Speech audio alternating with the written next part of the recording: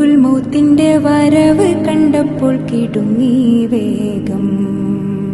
പതിയെ പിടിക്കൻ റസൂലെന്ന നാദം മനസ്സിൽ പറഞ്ഞ് മലരമുത്തിനെ നോക്കിയ നേരം ഉലയാത്ത ഉമറും ഉടയുന്ന കണ്ടു.